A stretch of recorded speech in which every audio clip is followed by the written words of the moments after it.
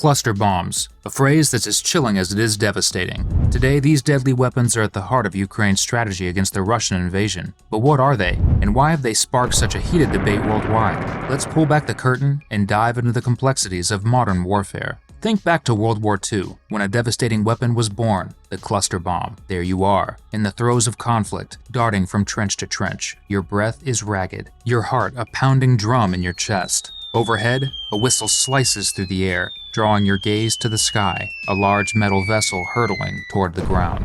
As the bomb descends, a once peaceful sky turns into a canvas of devastation, each explosion a brutal brushstroke in this blood-filled masterpiece. These bomblets spew a swarm of mini explosives across the battlefield, instantly wiping out your entire squadron. This is the merciless dance of cluster bombs. Deadly, no doubt. But what exactly are cluster bombs?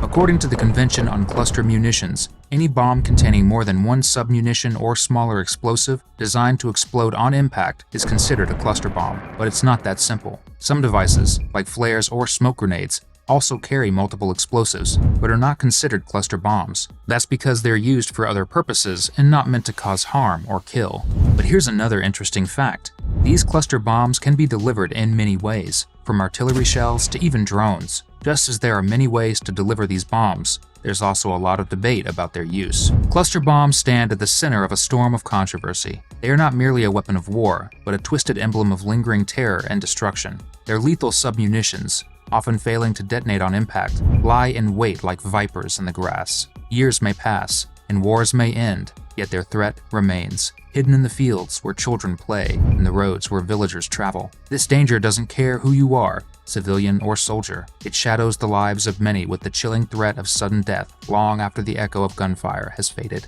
Such disregard for life has cost us thousands, both in the heat of battle and in the chilling aftermath. Villagers are left without fingers or legs as they pass these fields unsuspectingly. Recognizing the magnitude of this menace, 110 countries have risen to challenge it, branding their opposition on the Convention of Cluster Munitions. This document stands as a testament to the international resolve to cast aside such destructive tools. Yet the drumbeat of war often drowns the voice of consensus. The recent and pivotal decision made by NATO is a testament to this fact. NATO has recently stepped up in a significant way, coordinating Ukraine's aid requests and delivering much-needed assistance. Their support extends beyond a robust €500 million pledge for essentials like fuel, medical supplies, and demining equipment. The 2023 Vilnius summit saw NATO further bolster Ukraine with a multi-year assistance program to transition Ukraine from Soviet era to NATO standards, build a stronger defense sector, and continually address critical needs. NATO also established the NATO-Ukraine Council, a forum for equal crisis consultation and decision-making.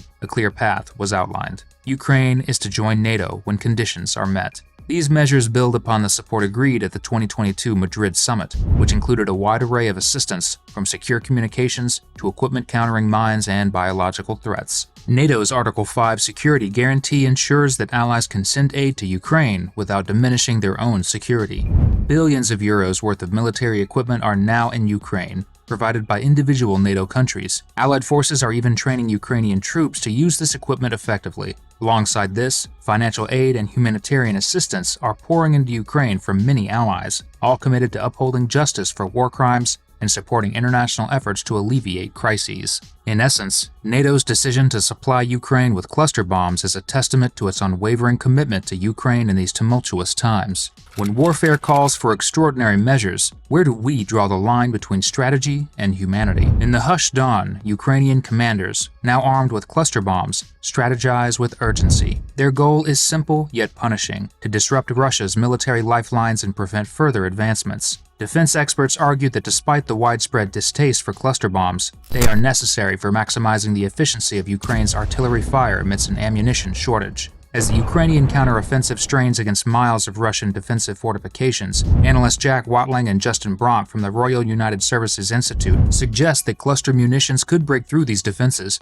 mitigating civilian threat amidst Russia's vast unmarked minefields. The success of this counteroffensive could prevent an indefinite Russian stranglehold on the conflict and pave the way for peace. With fewer artillery pieces and depleting ammunition stocks, Ukraine is fighting a daunting battle. The U.S. providing dual-purpose improved conventional munition rounds lends a crucial hand. These rounds, designed for 155mm howitzer cannons, enhance artillery fire efficiency against entrenched troops, delivering far deadlier impact than conventional artillery shells, underscoring the desperate measures in this intense conflict. That, combined with an onslaught of cluster bombs, may spell disaster for the Russian front. If successful, Ukraine can halt the Russian advance and even cut off the land bridge they currently occupy to Crimea. With the winds of change whirling through the war-torn fields of Ukraine, the shadow of Putin's Russia looms ever larger, spurred on by news that its opponent is being armed with a new and potent weapon. Putin's reaction, as icy and calculated as the man himself, echoes around the world in two ways, drawing a vivid image of a grand master contemplating his next move on a chessboard filled with consequences.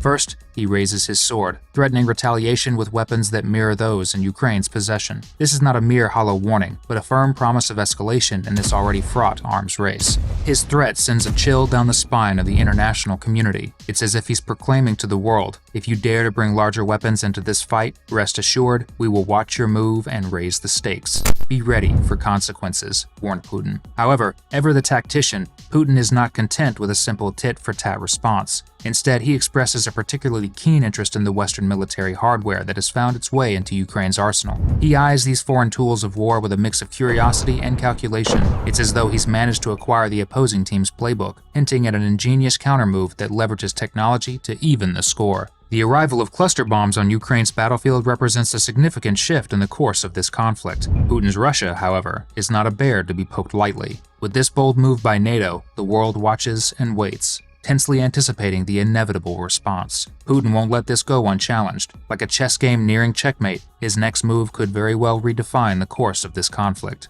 So where does this leave us? Cluster bombs are now part of the conflict, and that changes everything. We know the US and Ukraine understand how dangerous these weapons can be, especially to innocent people. They have to be super careful to ensure civilians aren't hurt, but they also really need a win against Russia, and cluster bombs could help with that. Caught in the eye of the storm, they face a true dilemma. Should they use these strong weapons and risk hurting people who aren't involved, or keep them stored and lose a chance to outsmart Russia? The world is watching them closely, waiting for their next move. There's one thing we all agree on, though. We really hope this situation doesn't end up in a full-out nuclear war, because that could mean the end of humans and all life on Earth.